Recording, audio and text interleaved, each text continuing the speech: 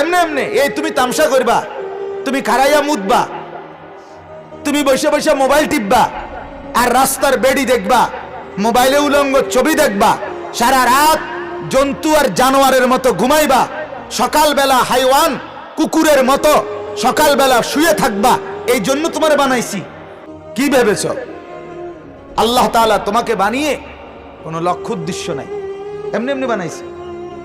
এ তুমি ছাগল পাগলের মতো চলবা, এমনি বানাইছে। একজন সুস্থ বিবেকবান, একজন রুচি সম্পন্ন মানুষের চলাফেরা এমন হয় যে রাস্তার মধ্যে যে কোনো মহিলা ছাড়বে, আমি রাক্ষসের মতো হা করে তার দিকে তাকায় থাকব। পৃথিবীর সমস্ত উলঙ্গ ছবি, নর্তকী, জিনা ব্যভিচারের দৃশ্য সারা রাত আমি মোবাইলে দেখব। এরপরে মদ, জুয়া, নেশা, জিনা, ব্যভিচার, অশ্লীলতা, বেহায়াপনা, এইটার মধ্যেই আমি লিপ্ত থাকব। গান, বাদ্য, সিনেমা, নাটক, জিনা, ব্যভিচার, এটাই জিন্দেগি, এটাই রাত, এটাই দিন। আহা, হায় হায়, কেমনে ভাবলেন? মাদের ভাবা উচিত, বোনদের ভাবা উচিত, মহিলাদের ভাবা উচিত। মা, বোন, স্ত্রী, কন্যা, আপনারাও ভাবেন আপনাদেরকে আল্লাহ তাআলা কেন পাঠাইছে। বোন, এই শরীর ৮-৬০ কাপড় পরে রাস্তায় রাস্তায় যৌবন ফেরি করার জন্য না, এই রূপ ফেরি করার জন্য। ছি ছি ছি ছি। এক নারী রূপের ফেরি করে, যৌবন ফেরি করে কার কাছে? বখাটে, দুশ্চরিত্র, উচ্ছৃঙ্খল, অসভ্য, জানোয়ার প্রকৃতির যুবকদের ভোগের উপভোগের সামগ্রী হওয়ার জন্য। বেপর্দা নারী তো কি করে বলেন আপনি? বেহায়া নারী রাস্তায় কি করে? বাজারে মার্কেটে বেপর্দা নারী কি করে? রূপের ফেরি করে, যৌবন ফেরি করে। ফেরি, ফেরিওয়ালা, ফেরিওয়ালা। হা হা, হায় হায়, হায় হায়। জানেই না, আত্মপরিচয় যার নাই তার আছেটা কি? নিজেকেই যে চিনে না। আমি কে? আমি, আমার এই দেহ কার দেওয়া? আমি আসলাম কেন? আমি করছি কি? এত লক্ষ পুরুষ একজন বেপর্দা নারীকে দেখলে তার উপকার কি? তার ফায়দাটা কি বলেন? রাস্তার ১০০ যুবক তার দিকে তাকায় থাকলে ওই নারীর উপকারটা কি? আর যুবক, তুমিও উলঙ্গ ছবি দেখলে তোমার উপকারটা কি? শরীরের ক্ষতি ছাড়া, নিজের যৌন ক্ষতি ছাড়া, নিজের শারীরিক যৌবনের সুঠাম শক্তি নষ্ট হওয়া ছাড়া অল্প কিছুদিনের পরে নিজের কোমরের ফ্যান কেবল নিচের দিকে পড়ে যায়, এটা টানন ছাড়া উর্ফের দিকে আর কি তা? আমি তো অনেক দেখি রাস্তাঘাটে ফ্যান ফইরে যায়, নিচের দিকে জায়গা, এই যে এটা আলগি দেয়, কিন্তু পরবার টানে এটা উর্ফের দিকে, ওই যে না, এই যে শরীর লেগেছি। আমরা তো জীবনে কোনোদিন কোন হুজুর জীবনে ফায়জামা এরূপ টানছে না। আস্তাগফিরুল্লাহ, আস্তাগফিরুল্লাহ, আস্তাগফিরুল্লাহ। এজন্য বাপ, আল্লাহ তাআলা বলেন, বান্দা, তাহলে প্রথম কথা, হে পুরুষ, হে নারী, মনে রাখো তুমি, আল্লাহ বলেন আমি তোমাকে বেহুদা বানাই। আমার একটা পরিকল্পনা আছে, আমার একটা ইচ্ছা আছে, আমি এত কষ্ট করে তোমাকে সাজিয়েছি। লাকাদ খালাকনাল ইনসানা ফি আহসানি তাকওয়িম। আল্লাহ তাআলা বলেন, আমি যেন এটা এমনি বুঝি, আল্লাহ যেন বলে, বান্দা শোনো, তোমার গল্প তুমি শোনো। আমি না যেদিন তোমার নাক লাগাইছি তোমার মায়ের পেটে, সেদিন আমি নাক লাগাইছি তো একবার, তাকাইয়া দেখছি ১০০ বার, তাকাইয়া দেখছি ১০০ বার।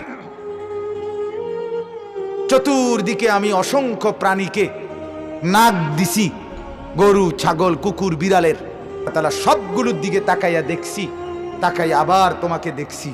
দেখে আমি যখন বুঝছি, হ্যাঁ বান্দা তোমারটাই সবচেয়ে সুন্দর, তখন আমি আল্লাহ তাআলা এরপর একটা বানাইছি। লাকাদ খালাকনাল ইনসানা ফি আহসানি তাকওয়িম। রব্বুল আলামিন বলে, মানুষ তুমি বিশ্বাস করো, অবশ্যই আমি আল্লাহ তোমাকে সবচেয়ে সুন্দর আকৃতি দিয়ে বানিয়েছি। নাক লাগিয়েছি একবার, চেয়ে দেখেছি লক্ষবার, কান লাগাইছি একবার, তাকিয়ে দেখছি লক্ষবার, বারবার দেখে দেখে 9 মাস আমি কি করলাম? আমি তো সেই আল্লাহ যে বানাইতে চাইলে 1 সেকেন্ডেই বানাইতে পারতাম। পারতো কিনা? কোন বললেই তো হতো, আমি যদি বলি হও তাইলেই তো হয়ে যায়। তাইলে তোমাকে এতদিন কি করলাম? যত্ন করে বানিয়েছি, মনের মতো করে সাজিয়েছি, আমি আল্লাহর পছন্দ মতো তোমাকে বানিয়েছি। ফি আই সূরাতিম মা শাআ রাক্কাবাক। আল্লাহ বলে, বান্দা বিশ্বাস করো, আমি আল্লাহ আমার ইচ্ছে মতো পছন্দ করে তোমাকে চেহারার আকৃতি দিয়েছি। আমি সাজিয়েছি, আমি সাজিয়েছি, আমি সাজাইছি। ওয়ালাকাদ খালাকনাকুম সুম্মা সাওয়ারনাকুম। আল্লাহ বলে, বান্দা আমি বানিয়েছিও তোমাকে, আমি সাজিয়েছিও তোমাকে, বানাইছিও আমি, সাজাইছিও আমি। কে বানিয়েছেন? কে সাজিয়েছেন? আল্লাহ। আল্লাহ। তো সেই তোমাকে আমি এমনি এমনি বানাইলাম। তোমার কোনো ডিউটি নাই, কোনো কাজ নাই, তোমার যা মন চায় তাই করবা তুমি। আহ, আল্লাহ আমাদেরকে বুঝ দান করেন। 2 নাম্বার হলো কি মনে করা? আল্লাহ তাআলা বলেন, এক তো মনে রাখবা আমি তোমাকে অনর্থক বানাই নাই, বন্দিগির জন্য বানাইছি, ইবাদতের জন্য বানাইছি। গোটা পৃথিবী আমি তোমার জন্য, শুধু তোমাকে আমি আমার জন্য। सारे दुनिया तेरे लिए, तू सिर्फ मेरे लिए। तमाम पृथ्वी আমি তোমাকে দিলাম, শুধু তুমি আমার জন্য, আমার জন্য। গোটা পৃথিবী তুমি উপভোগ করো। হুয়াল্লাযী জাআলা লাকুমুল আরদা যালুলান। আল্লাহ বলে, গোটা পৃথিবীর জমিন বান্দা আমি তোমার অনুগত বানিয়ে দিয়েছি। একবার ঘর বানাও, মিল বা ফ্যাক্টরি, গার্মেন্টস, নিজের হাঁটা, নিজের যানবাহন, নিজের চলাফেরা, নিজের বসত, নিজের ফল, নিজের ফসলের গাছ, যা মন চায় এই জমিনের ব্যবহার করছো। কই জমিন একবারও প্রতিবাদ করে না, কারণ আমি আল্লাহ জমিন তোমার জন্য অনুগত করে দিয়েছি। কে করে দিয়েছে বলেন না? আল্লাহ করে দিয়েছে, আল্লাহ করে দিয়েছে। তাহলে আল্লাহ তাআলা বলেন, ওয়ালা তাহসাবান্নাল্লাহা গাফিলান। তুমি আমি আল্লাহকে গাফিল ভেবো না। 2 নম্বরে এই কথাটা মনে রাখা, আমিও মনে রাখি, আপনিও মনে রাখি। আল্লাহ বলে, আমি গাফিল না, আমি গাফিল না। মা ঘুমায়, আমি ঘুমাই না। বাবা ঘুমায়, আমি ঘুমাই না। মেম্বার ঘুমায়, আমি ঘুমাই না। মেয়র ঘুমায়, আমি ঘুমাই না। চেয়ারম্যান ঘুমায়, আমি ঘুমাই না। র্যাব ঘুমায়, আমি ঘুমাই না। পুলিশ ঘুমায়, আমি ঘুমাই না। সবাইকে ফাঁকি দেওয়া যায়, সবাইকে ফাঁকি দেওয়া যায়, আমাকে ফাঁকি দেওয়া যায় না। ঠিক ঠিক। ওয়ালা তাহসাবান্নাল্লাহা গাফিলান আম্মা ইয়ামালুজ জালিমুন। নাফরমান যে যা করছো, আমি আল্লাহকে গাফিল ভেবো না। আমি আছি, আমি দেখছি। আল্লাহ তাআলা বলেন, ওয়াকাফা বিযুনুবি ইবাদিহি খবীরাম বাসীরা। বান্দা প্রত্যেকের গুনাহ ব্যাপারে আমি আল্লাহ একাই খবর রাখতে, একাই দেখতে যথেষ্ট। আমি সব খবর রাখি। আল্লাহ তাআলা বলেন, আলাম ইয়ালাম বিআন্নাল্লাহা ইয়ারা। তুমি জানো কি বান্দা, আমি কিন্তু সারাক্ষণ তোমাকে দেখি। কতক্ষণ? আবার বলেন, আবার বলেন, আবার বলেন। রাত 2টা বাজে যুবক, তুমি যখন ডানে বামে তাকিয়ে দেখে ভাবলা মা ঘুমিয়ে গেছে, বাপ ঘুমিয়ে গেছে, পাড়া পড়শি ঘুমিয়ে গেছে, কেউ জেগে নাই। তুমি যুবক মনে মনে ভাবলা আমি একদম একা, কেউ নাই, কেউ নাই, সব ঘুমিয়ে গেছে। যার কারণে মোবাইলে খুলে উলঙ্গ ছবি দেখছো, নর্তকীর নাচ দেখছো, জিনার ব্যভিচারের দৃশ্য দেখছো, মনে মনে ভাবছো কেউ দেখে না। আর শাজিম থেকে রব্বুল আলামিন ডাক দিয়ে বলে, বান্দা আমি কিন্তু জেগে আছি, আমি দেখছি, আমি ঘুমাই নাই, আমি ঘুমাই নাই, আমি আছি। লা তাখুযুহু সিনাতুন ওয়ালা নাওম। আল্লাহ তাআলা বলেন আমার ঘুমও আসে না, আমার তন্দ্রাও আসে। আমার ঘুমও নাই, আমার তন্দ্রাও নাই, আমার মৃত্যুও নাই, আমার ক্লান্তিও নাই, আমার বিশ্রামও নাই, আমার বিস্মৃতিও নাই, আমার ভুলও নাই, আমার পথও হারাই না। আমি আল্লাহ আল হাইয়ুল কাইয়ুম, আছি তো আছি, থাকবো তো থাকবো। ওমা রব্বুকা বিগাফিল, আমাকে তুমি গাফিল ভেবো না। কি ভেবো না বাপ বলেন না? গাফিল। তাহলে এক নাম্বার, আমাকে আল্লাহ অনর্থক বানায় নাই। বলেন এক নাম্বার কি? অনর্থক বানায় নাই। দুই, আল্লাহ আমার থেকে গাফিল নয়। বলেন দুই নাম্বার কি? তিন নাম্বার, আমাকে আল্লাহর কাছে ফিরে যেতে হবে। কি করতে হবে বলেন না? আল্লাহর কাছে ফিরে যেতে হবে। ওয়া ইলাইহিন নুশুর, আল্লাহ বলেন তোমাকে আমার দিকে ফিরতে হবে। ওয়া ইলাইহি তুহশারুন, আল্লাহ বলেন তোমাকে আমার কাছে জমা হতে হবে। আল্লাহ বলেন ওয়া ইলাইহি তুরজাউন, তোমাকে আমার কাছে প্রত্যাবর্তন করতে হবে। আল্লাহ বলেন ওয়া ইলাইহিল মাসির, আমি আল্লাহর কাছেই তোমার প্রত্যাবর্তন। আল্লাহ বলেন ইলাল্লাহি মারজিউকুম জামিআন, তোমরা সকলেই আমার কাছে ফিরতে হবে। আল্লাহ বলেন সুম্মা তুরাদ্দুনা ইলা আলিমিল গায়বি ওয়াশ শাহাদা, ভেতর বাহির প্রকাশ্য গোপন সব যিনি জানেন তার কাছেই তোমাদেরকে ফিরতে হবে। এইভাবে বারবার বারবার বারবার বারবার লক্ষবার হাজারবার আল্লাহ বলছেন বান্দা ফিরতে হবে, ফিরতে হবে, আসতে হবে আমার কাছে, আমার কাছে। এতবার বলার পর আপনার একবারও কানে লাগলো না? একবারও না? আফসোস, আফসোস। নিজেকে কি পরিমাণ অহংকারী মনে করে নাফরমান বলেন তো। ভেড়ার মতো বিড়ি খায় স্বাভাবিক মুডে, বাহ বাহ বাহ, কথা কয় দে জানে ওটা জমিদার মানে তাকে ধরবার কেউ নাই। মিথ্যে বলে, সুদ খায়, ঘুষ খায়, মদ খায়, নেশা করে, জুয়া খেলে, মহিলা বেপর্দা চলে বাজারে মার্কেটে, এটাকে ফ্যাশন মনে করে, অনর্থক শরীর দুলায়, অনর্থক বেপর্দা ঘোরে, নিজেকে অহংকারী মনে করে। অহংকারী কেউ ধরবার নাই। দিনের পর দিন, রাতের পর রাত, মাসের পর মাস ফজরের নামাজ না পড়ে জিন্দিগি কাটায়, ঘুমায়, কেউ ধরার নাই, কেউ কিছু বলবে না। আল্লাহ তাআলা বলে বান্দা বিশ্বাস করো আমি না নগদ শাস্তি দিতে পারি, আমি পারি, সেই ক্ষমতা রাখি আমি, কিন্তু আমি বিচারের জন্য, ফায়সালার জন্য আলাদা একটা দিন, হাসরের দিন, কিয়ামতের দিন নির্ধারণ করেছি। ইন্না ইয়াউমাল ফাসলি কানা মিকাতা, একটা দিন ঠিক করছি, এই কারণে নগদ শাস্তি দিলাম না, নয়তো ইচ্ছে করলে প্রতিটা নাফরমানির পরে জলদি জায়গায় শাস্তি দিতে পারতাম। বলেন পারতো কিনা?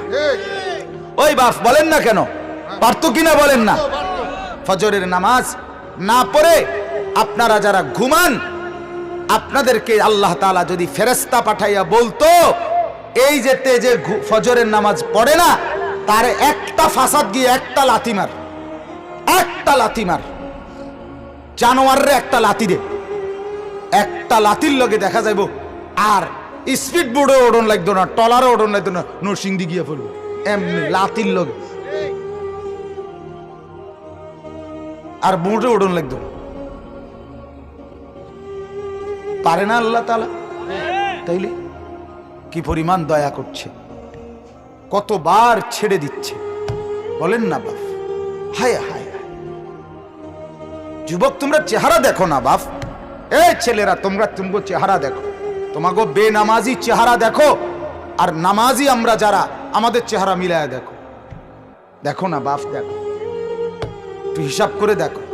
একটা বিবেকবান মানুষরে বলে দেখো না, কার চেহারা সুন্দর, কার চেহারাত মায়া লাগে, কার চেহারায় মহব্বত লাগে। দেখো না, দেখো না নাফরমানের চেহারা কেমন, পাথরের মতো, পাথরের মতো, পাষাণের মতো, পিশাচের মতো।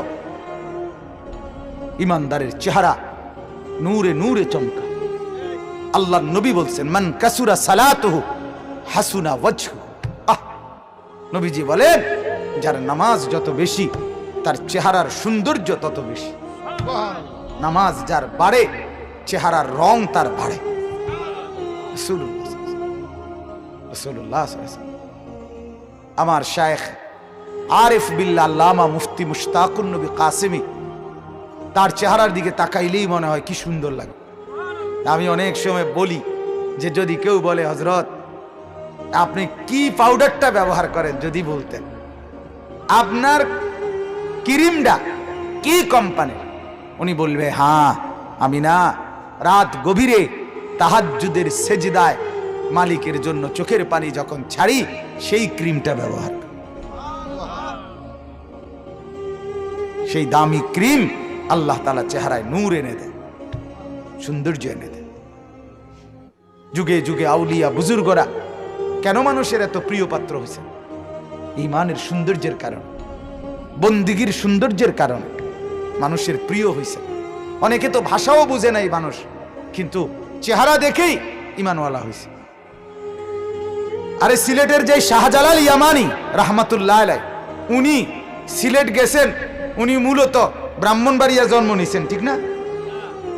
তো কি কথা কন না কেন? উনি কোন জায়গার মানুষ? নবীনগরের। কোথাকার? ইয়ামানের মানুষ। তো ইয়ামানের মাতৃভাষা নবীনগরের ভাষা। কি ভাষা? আরবি ভাষা। তো সেই ইয়ামানের, সে আরব দেশ থেকে তিনি আসছেন, কিন্তু এই দেশে যখন আসছেন তো এই শাহজালালের কথা এই সিলেটবাসী বোঝে না, সিলেটবাসীর কথা শাহজালাল বোঝে না, কিন্তু রব্বুল আলামিন চেহারায় এমন নূর দিছে, শুধু চেহারা দেখে লাখ লাখ বেঈমান কাফের মুসলমান হয়ে ঈমান গ্রহণ করেছে। কেন? ঈমানের সৌন্দর্য, বন্দেগীর সৌন্দর্য, ইবাদতের সৌন্দর্য। ওই হইতে মোবাইল টিপে প্লাস্টিক কেরম দেখছেন? হ্যাঁ, হিসাব হইল যে ফাত্তর ভাঙ্গে যাবে, মাগার হুজুর আমি লড়তাম না, ফাত্তর ছিদ্র হয়ে যাবে, আমি লড়তাম না হুজুর, জিডা আসি আসি। বউ মিয়া বউ, তুমিও বউ, বউ ভাই বউ, দেরি হবে না আর, বউ ভাই। বিবেক তো থাকা উচিত। এতগুলো গণ্যমান্য মানুষ, দ্বীনের কথা হচ্ছে, এরপরেও মোবাইল টিপতে মন চায় কেমন? এই মোবাইল আমাদেরকে দিছে যা যা, নিচে তার চাইতে বেশি। বিশ্বাস করে কত লক্ষ পরিবার বরবাদ করে দিছে, কত নারী আপন স্বামী ছেড়ে পরকীয়ার ফাঁদে পড়ে অন্য পুরুষের হাত ধরে ভাগ্যা গেছে এই মোবাইলের সূত্রে। কত যুবক, কত পুরুষ, কত নারী তার স্বামী হারাইছে শুধু এই মোবাইলের ফাঁদে পড়ে। আহা, দিছে যা, নিয়ে গেছে তার চাইতে বেশি। কিছু উপকার তো দিছে, কিন্তু ক্ষতি নিয়ে গেছে অনেক, নিয়ে গেছে অনেক, অনেক নিয়ে গেছে। ছেলে পেলেদের নির্ঘুম রাত কাটে, সারা রাত ঘুমায় না, শুধু মোবাইল, শুধু উলঙ্গ ছবি, শুধু নর্তকী, শুধু নাচ, শুধু অশ্লীলতা। চেহারা সুরত দেখলে বোঝা যায় তো, গুনাহগারের চেহারা দেখলে বোঝা যায় তো বাপ। আরে কোরআনুল কারীমে তো আছে, হাসরের ময়দানে আল্লাহ তাআলা প্রত্যেক নাফরমানের চেহারায় তার গুনার চিহ্ন ভাষায় দিবেন। ইউরাফুল মুজরিমুনা বিসীমাহুম ফায়ুখাযু বিন-নওয়াসি ওয়াল আকদাম। ফেরেশতারা আল্লাহকে বলবে, আল্লাহ এই হাসরের মাঠে জাহান্নামী কারা কারা কেমনে বাইর করব? তো আল্লাহ তাআলা বলবেন, হাঁটো, লাইনে ঢোকো তোমরা। আমি আল্লাহ প্রত্যেক পাপীর চেহারার মধ্যেই গুনার চিহ্ন ভাসায় দেব, দেখায় দেব। ফলে তোমরা মাথার চুল, সামনের অগ্রভাগ এবং 2 পাও ধইরা ছাগলের বাচ্চা যেভাবে আলগি দেয় এইভাবে খপ কইরা সামনের চুল আর 2 পাও ধরে টান দিয়া আলগি দিয়া জাহান্নামে ফেলে। এটা কোরআনের আয়াত। ফায়ুখাযু বিন-নাওয়াসি ওয়াল আকদাম। এই জন্য এই পাঙ্কু চুল যারা জাহান্নামের চুল। হ্যাঁ হ্যাঁ হ্যাঁ, অপেক্ষা করো। এই যে সামনে এদিকে এদিকে চুল কাটাইয়া যেগুলো ঝাঁকড়া, এই জঙ্গলির মতো, এগুলো মূলত ফেরেশতা জাহান্নামীদেরকে ধরার সুবিধার্থে। এই জন্য দুশ্মন এটা দিছে।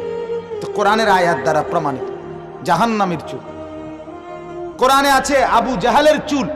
আল্লাহ তাআলা বলছে কাল্লা লা ইল্লাম ইয়ানতাহি লানাসফাআম বিন-নাসিয়া।